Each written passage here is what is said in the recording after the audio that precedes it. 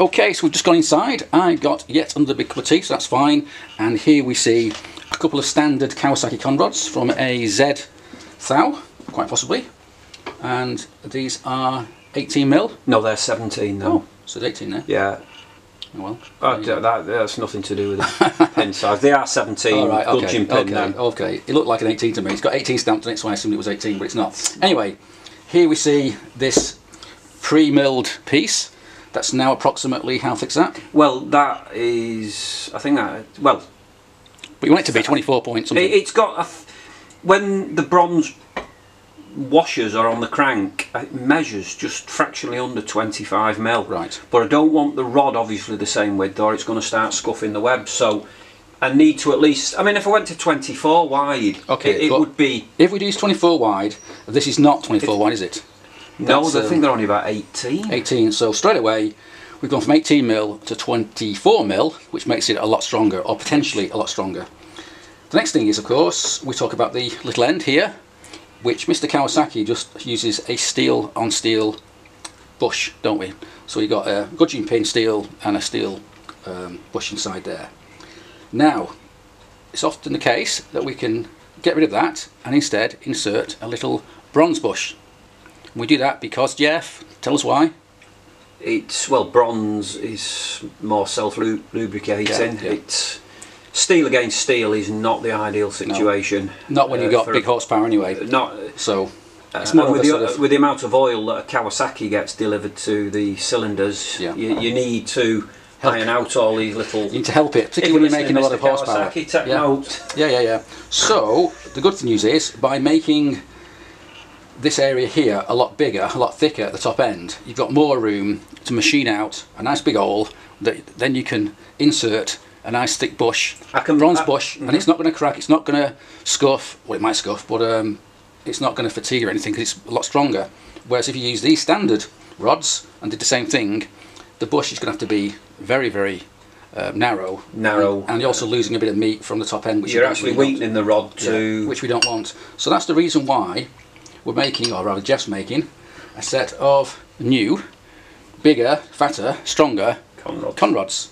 And it just started now, and I think actually you're going to go into serious production because you've got about enough material here to do about 4 sets. Yeah, I can do four sets, which is yeah. But what we've got to do 16 rods. Is we've got to cut the big end rod off them. Here. Oh, okay. Give us chop that off. We've literally got to chop it off. Yes. Cut it. I can bolt these in on a mandrel. I will be able to machine it down so far. Okay, so you can cut this off. So we'll end up that'll end up as a bearing sleeve, which will need probably grinding. I'll have to get them ground. Okay, because obviously you can't just use the material on this because it's too soft. It's not going to last. So we'll be potentially pressing a sleeve into. Okay. You don't want to go too much because if it's going to have to be a calculated. If you go too tight, it can increase pressure either on the bearing, which then can be tight on the rollers. So ideally, it only maybe wants to be a thou. Because once they're pressed in, they're not going anywhere. Okay, but just a step back a bit, just a step back a wee bit, Jeff. Let's just go through that again. We're going to take these old conrods and you're going to chop off the bottom end. Cut the original part of the rod off. Yes, you're then going to machine it off so it's a nice circle, so it's take a bit of meat off it, and that in turn becomes the bearing surface for these new aluminium conrods, which we're going to press in, not too tight, not too loose, and hopefully all will be well. Hopefully. Hopefully, and if not, it'll go bang. Yeah, so that's what's happening at the moment. Got my hands here on my swing arm, but that's a different topic, that's a different series of videos, so we'll ignore that for the time being. But yeah, that's what's happening with the Spares bike engine at the moment. There's an old rod there, it's a little bearing. Well, that'll go the other way. That way. Oh, sorry. Oh no, yeah.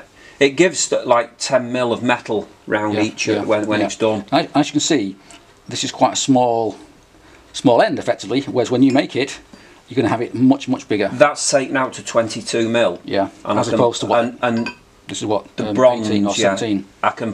We can put bronze bushes in there, and you can take them to either 17, 18, 19. You know. But the point is, on the new one mil. here, we've got one here that you can see marked, and then on the other side, the same thing again.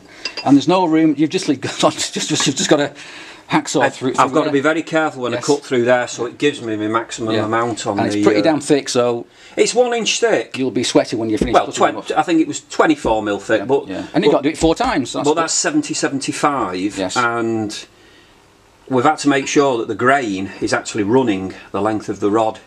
That's where the strength is. Yeah, if you get the grain going the other way, well, if you're going to do something like this, you want to make sure that at least in the length, it's the grain's going the. So you've drilled all of these now. Your next step is going to be to cut it in half. Once you've cut it in half, then what's next? Well, we've cut one in half, but that was a bigger piece of material, so we had plenty on there. Okay, so you can line drill it. So let's just move that out of the way. Carefully, don't scratch it or anything, or dent it. So they're going to be mirror polished anyway when they're done. Yeah. So now you're going to have to shape this into the shape of a conrod. Yeah, these are actually 2mm further on centres than the standard rod, because the pistons that I've got are a fraction taller or deeper. So I give it a couple more mil so it didn't hit the crank web. Right. And the next question is why? I mean, this is for the spares bike, not for the comp bike. Spares bike is supposed to be cheap and cheerful. We're going to run it on methanol, not nitro, so the power won't be huge. So could we not just use a nice set of okay, I'll be here soon. Right. Did you hear that? It's your Jeff's mum telling me off for not drinking my tea. And could we not just use these?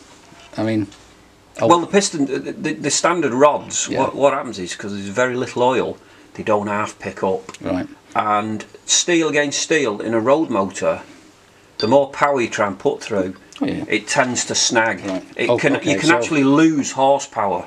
Okay, so they're not up to the job. So well, no, they are up to the job. They will not work. up to the job with a 300 brake horsepower going through a drag bike, But if you can reduce the friction with a bronze bush, it's surprising how extra horsepower you've got. Yeah, you're not losing through friction. So when we come back in a week or two's time, are we going to see a what I've got to do? I've got a lot of them. I've got to virtually crudely cut them off with like a grinder. Yeah. Set them up on the lathe to a certain amount. It will, with a tungsten tip, it will machine down. But then they'll want finishing with a grind. So basically, once again, we're going to cut this out because we want to use this as a bearing surface. You can't use this; it's too soft. So this has to be cut. The inner of the rod, big end, will go inside and then set into this. Yeah. So we've got the old conrod bearing surface for the bottom end, and we've got a bronze bush for the top end. For the top end, or small end. End. Okay, so that's a plan. Many hours of work to get there, but I've been told off. My tea's going cold, so we'll stop there, and we'll come back in a week or two, and we'll see how you've been going on. Okay, so just refocusing over there, we've got a gearbox, a gearbox cluster and a clutch. Now, I thought we were going to use a lockup clutch. We've got another clutch. We have a slider clutch. Yeah. Okay, which we'll go and get now, and then we'll compare the two and see the differences. Okay, so we've grabbed the lockup clutch, and we can compare it with the original clutch pack behind it. That is all in bits at the minute. Yeah. As we can see, it's just a standard clutch. Yeah. But the thing is with these buggers, they have all springs in them. Yeah. Which we have to eliminate. Okay. It's like a cush drive that's built into the clutch. Which we don't want. Which we don't want. But I think I did strip one. That is part of one. Yeah. If you can hear a giant wasp nearby, it's because we've been attacked by a wasp, but we'll live. That's part of one, and we've got to get that spline fitted somehow to that. Right. By some method of machine work. Right, okay. Which I have yet to work out. Well, hang on, just lower it down a wee bit because we can't see it otherwise. So we'll do that bit again. Okay, so there's a original clutch pack, or part of original clutch. That is the bit out of... trying to work out. Is that out of that or out of that? Who knows? Believe it or not, we do actually know what we're doing, or Jeff knows what we're doing. I'm trying to work out now that there's making that many different models, that might not be the one. Anyway, this is the... So we've got to get rid of all them springs. Yes. So make a solid clutch. Okay. You can actually see the things in there, the cush drive loops where it... Yeah. Which we don't want on the spares bike. To save harsh punishment on the gearbox. Which we don't need on the drag bike. You don't need on the drag bike. And it could actually cause damage, so we want a much stronger gearbox and a much stronger clutch. Now, So the question is, why are we looking at this? Anyway, a lock-up just aids the pressure plate. Yes, it's got arms in it. It bolts to one of them, and it just aids the pressure onto the pressure plate when the revs get up. Yes. Where you can still operate it when it's at low revs. Yes. With the using it manually. Yeah. Whereas the slider clutch, it slips. It's designed. I don't know if I can turn it. It's going to be a bit difficult without a shaft in there. Well, there's your clutch pack there. Yeah, it actually spins there because these springs are holding the pressure plate off. That inner plate there, that one, is got bolts in it and screws. Yes. And it's actually being held off. It's being held off with springs. Right. And when the RPM picks up and they fling out, yes, it overcomes the weight pressure of them springs and pushes that plate. Right. And grips your plate. So effectively, you don't need a clutch lever. You don't need a clutch lever with that. You basically rev and rip. The only trouble is, once you're on full revs, you can't back it off. You're in gear. If you've got a manual box, it can cause extensive damage. Yes. If you try and change gear with one on. I've never tried it, but no, it's also very dangerous because if it all goes wrong, it's a your drive is fully engaged. You can't disengage it. You can't disengage it until the revs drop. Yeah. So are we not going to use that then? Well, unless I'd rather not actually, but anyway. It's really the only way you want that would work well is with what the Americans call an auto box, where you can actually slam the gears in. Yes. And they're on ramps. Whereas the gear dogs are designed on ramps, but once they're engaged, if you back off, you've had it. You can't back off. No, you end up with a big bang. You have to overroll the gearbox into neutral, or you'll end up with disasters. So for the spare spike then, we're going to go for a standard clutch, but modified, lock-up top plate, no cush drive in it, no springs in it, and yeah, that sounds again nice and easy to do, but it's going to be a lot of work to get there using just the original parts. But you have actually got a lock-up top plate. It's just we can't find it. It's on the sheet. It's somewhere on the shelf, all nicely wrapped up. In fact, didn't your kid bite you for Christmas? You did, yeah. Yeah, there you go. A very nice Christmas present. So yeah. Yeah, unless that wasp's at it. Yeah. Okay. Yeah. Right. So that's where we are up to now. But for the spare spike, I guess, which is what all these parts are for, it's going to be the conrods next. So he's going to be building something like the standard box. If you try and run too much, I think it'd be ideal just to get something together that's reliable. That's the whole point. Get the damn thing running, and we'll worry about making more power. You don't want to be going to a meeting and changing a gearbox every time you do a meeting. No. So, but at the same time, you don't want to be spending 5 years building a bike and never. That's the double-edged sword of building bikes. Okay, so with that in mind, we shall leave you to your conrod making, clutch modifications, and I shall go off and drink some more tea. So thanks for watching, and cheers.